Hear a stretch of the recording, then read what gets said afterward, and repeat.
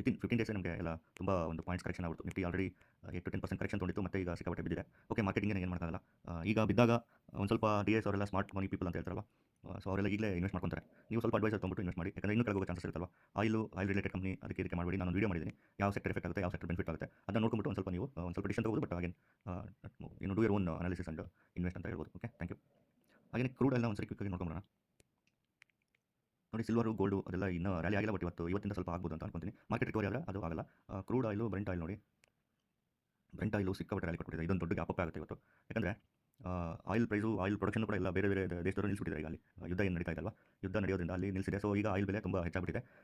ಇಲ್ಲಿ ಒಂದು ಯಾರಾದರೂ ಕಾಂಟ್ರಾಕ್ಟ್ನ ಕ್ಯಾರಿ ಮಾಡಿದ್ರು ಒಂದೊಳ್ಳೆ ಲಾಭ ಮಾಡಿರ್ತಾರೆ. ಹಾಗೆ ಈ ಗ್ಯಾಪ್ನ ಕೂಡ ನಾವು ಕನ್ಸಿಡರೇಷನ್ ಮಾಡಬೇಕು. ಯುದ್ಧ ಏನಾದರೂ ನಿಂತ್ಕೊಂತ ಅನ್ಕೊಳ್ಳಿ, ಮತ್ತೆ ಸಡನ್ನಾಗಿ ಒಂದು ಅಗೇನ್ ಕೆಳಗಡೆ ಗ್ಯಾಪ್ ಇಲ್ಲ ಆಗ್ಬಿಟ್ಟು ಮಾರ್ಕೆಟ್ ಕೆಳಗಡೆ ಬರೋ ಚಾನ್ಸಸ್ ಇರುತ್ತೆ. ಮಾರ್ಕೆಟ್ ಅಲ್ಲ, ಕ್ರೂಡ್ ಆಯಿಲ್ ಪ್ರೈಸು. ಓಕೆ, ನೋಡಿ ಎಷ್ಟು ಒಂದು 70 ಇದ್ದಿದ್ದು 109 ಬ್ಯಾರಲ್ ಆಗಿದೆ ಒಂದು ಆಯಿಲ್ದು ಪ್ರೈಸು.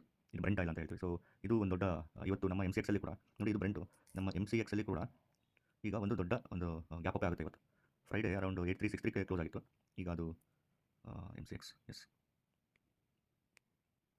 ಸೊ ಈಗ ಇನ್ನೂ ಗ್ಯಾಪ್ ಅಪ್ ಆಗುತ್ತೆ ಇವತ್ತು. ಸೊ ಕ್ರೂಡ್ ಆಯಿಲು ಜಾಸ್ತಿ ಆದಂಗೆಲ್ಲ ಎಷ್ಟು ಜಾಸ್ತಿ ಆಗುತ್ತೋ ಅಷ್ಟು ನಮ್ಮ ಮಾರ್ಕೆಟು ಕೆಳಗಡೆ ಹೋಗುತ್ತೆ. ಇದು ತಣ್ಣಗಾಗೋವರೆಗೂ ಮಾರ್ಕೆಟ್ ಕೆಳಗಡೆ ಹೋಗ್ತಾನೆ ಇರುತ್ತೆ. ಸೊ ಹಂಗಾಗಿ ಹುಷಾರಾಗಿ ಇನ್ವೆಸ್ಟ್ ಮಾಡಿ. ಯಾರು ಈ ಟೈಮಲ್ಲಿ ಆಪ್ಷನ್ಸ್ ಮಾಡೋದು ತುಂಬ ಹುಷಾರಾಗಿ ಮಾಡಿ. ನೆಕೆಟ್ ಕಾಲ್ನ ತೊಗೊಳಕ್ಕೆ ಹೋಗಬೇಡಿ. Okay, thank you. But portfolio hedging ಮಾಡೋಂಗಿದ್ರೆ ಸ್ವಲ್ಪ ಮಾರ್ಕೆಟ್ ರಿಕವರಿ ಆದಾಗ ಮಾಡಿ.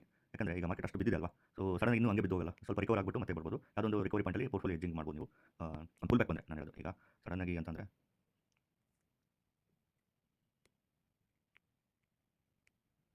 ಈಗ ಇಷ್ಟೊಂದು ಗ್ಯಾಪ್ ಡೌನ್ ಅದೆಲ್ಲ ಆಗುತ್ತಲ್ವ, ಇದೆಲ್ಲ ಆಗಿ ಬಂದು ಇದಾದಮೇಲೆ ಒಂದು ಪುಲ್ ಬ್ಯಾಕ್ ಬರಬೇಕು ಮಾರ್ಕೆಟಲ್ಲಿ. ಓಕೆ, ಈಗ ಒಂದು ಪುಲ್ ಬ್ಯಾಕ್ ಬಂದು ಈ ಲೆವೆಲ್ ಏನಾದರೂ ಟೆಸ್ಟ್ ಮಾಡ್ತಾ ಅನ್ಕೊಳ್ಳಿ, ಅವಾಗ ನೀವು ಒಂಥರ ಪೋರ್ಟ್ಫೋಲಿಯೋ ಎಡ್ಜಿಂಗ್ ಮಾಡ್ಬೋದು. ಇಲ್ಲ ಮತ್ತೆ ಏನಾದರೂ ನೋಡಿ ಎಷ್ಟು ಫಿಯರ್ ಮಾರ್ಕೆಟ್ ಅಂತಂದರೆ ಮತ್ತೆ ಏನಾದರೂ ವಾರ ನ್ಯೂಸ್ ಸಡನ್ ಸೀಸ್ ಫೈರ್ ಆಯ್ತು ಅನ್ಕೊಳ್ಳಿ, ನಮ್ಮದು ತಗೊಂಡ್ರೆ ಕಾಲೆಲ್ಲ ಲಾಸ್ ಆಗುತ್ತೆ. ಓಕೆ, ಹಾಗಾಗಿ ಸ್ವಲ್ಪ ಹುಷಾರಾಗಿ ಈ ಟೈಮಲ್ಲಿ ಏನು ಮಾಡಲಾರ್ದಂಥ ಸಿಚುವೇಷನಲ್ಲಿ ಇದ್ವಿ. ಬಟ್ ಓಕೆ, ನಿಮ್ಮ ಗಟ್ ಫೀಲಿಂಗ್ ಏನಾದರೂ ಒಂದು ಕಾಲ್ ತೊಗೊತೀನಿ ನನಗೆ ಹೋದ್ರೆ ಹೋಯ್ತು ಪರವಾಗಿಲ್ಲ ನನಗೆ ಒಂದು ಪೋರ್ಟ್ಫೋಲಿಯೋ ಎಡ್ಜಿಂಗ್ ಮಾಡ್ಕೊಳ್ಳಿ. ಓಕೆ, ಪೋರ್ಟ್ಫೋಲಿಯೋ ಎಡ್ಜಿಂಗ್ ಅಂದರೆ ಒಂದು ಪುಟ್ ಬೈ ಮಾಡೋದು ಒಂದು 6 ತಿಂಗಳಿಗೆ ಇಲ್ಲ ಒಂದು ವರ್ಷಕ್ಕೆ. ಓಕೆ.